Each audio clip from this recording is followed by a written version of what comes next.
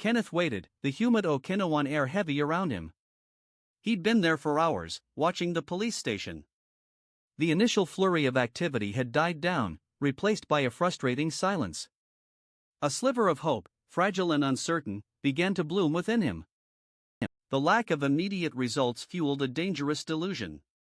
Perhaps he'd been clever, had anticipated their moves. The quiet seemed to validate his belief that he had somehow escaped the consequences of his actions. The trial was swift, the verdict harsh. Rina's parents, consumed by their loss, demanded the death penalty, a stark reminder of the legal system still in place in Japan for certain crimes. Kenneth, finally broken, confessed.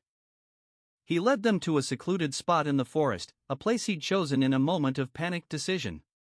But the search yielded nothing, no further evidence, no decisive turning point in the investigation. Rina Shimabukuro was a vibrant young woman, full of dreams and aspirations.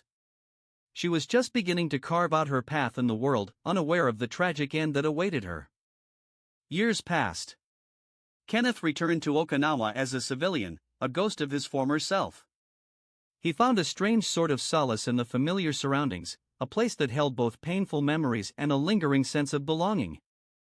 He'd enlisted in the Marine Corps, seeking purpose and a sense of belonging. His time in the military had shaped him, though it couldn't shield him from the darkness that eventually consumed him.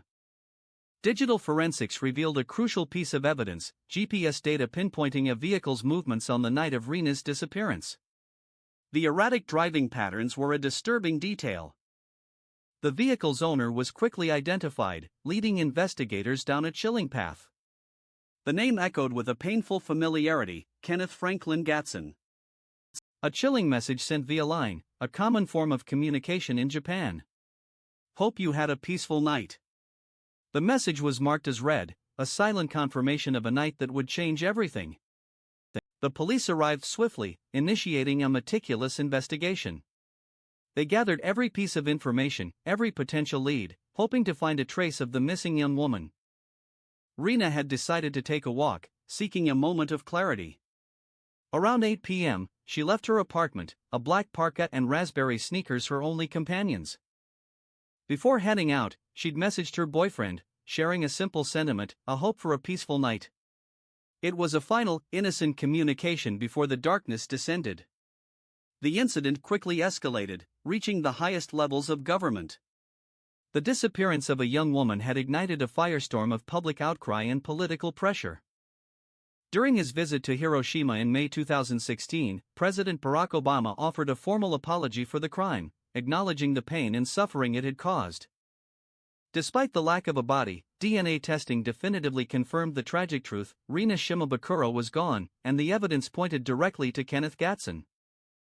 Faced with irrefutable evidence, Kenneth finally provided a full confession. The weight of his actions, the realization of the irreversible harm he had caused, finally broke him. In her dreams, Rina often envisioned a big family, a life filled with love and laughter. She once expressed her desire to have as many as 6 children, a testament to her hopeful future. By 2015, Rina's life seemed to be progressing towards her dreams. She had found love with a local Okinawan man, their relationship blossoming steadily. Their relationship deepened, a quiet love story unfolding against the backdrop of Okinawan life. The identity of her boyfriend was later withheld to protect his privacy. Rina had established herself professionally, working in an office for some time. Her future was bright, filled with the promise of a fulfilling career and a happy personal life. The long-standing U.S. military presence in Okinawa has been a complex and often contentious issue, shaping the island's culture and economy for decades. Protests against the U.S. military bases have been a recurring feature of Okinawan society, a reflection of decades of tension and concerns about land use and safety. The case of Rina Shimabukuro reignited old wounds within Okinawan society, prompting reflection on the complexities of living on an island heavily influenced by a foreign power. Despite the tragedy, life in Yuruma continued. The vibrant energy of the city persisted, a testament to the resilience of its people. Missing person posters appeared all over Yuruma, a poignant reminder of the young woman who had vanished without a trace. Even after Kenneth's confession, questions lingered. Why had he allowed Rena to return to the secluded area? Why hadn't he simply disposed of the evidence more thoroughly? The discovery of Rena's belongings in the forest offered a grim confirmation of the events that had transpired. The raspberry-colored sneakers were a heartbreaking detail. The pain for Rena's parents remained profound, a constant ache in their hearts. The death penalty, though not ultimately applied, had been their initial and deeply felt demand.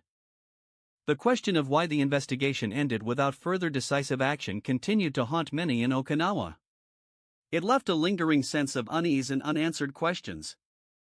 The beauty of Okinawa, its stunning landscapes and warm climate, stood in stark contrast to the tragedy that had unfolded.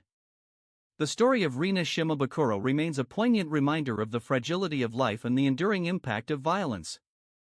A life full of promise, abruptly extinguished.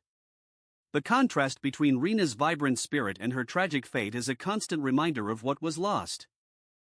Time moved on, but the memory of Rina Shimabukuro persisted, a shadow over the community. Memorials and quiet moments of remembrance became a way for the people of Okinawa to honor Rina's memory. The vastness of the ocean seemed to mirror the unanswered questions surrounding Rina's disappearance. For many in Okinawa, the case of Rina Shimabukuro remains a painful and unresolved chapter in their history. And so, the question remains, why did it end there?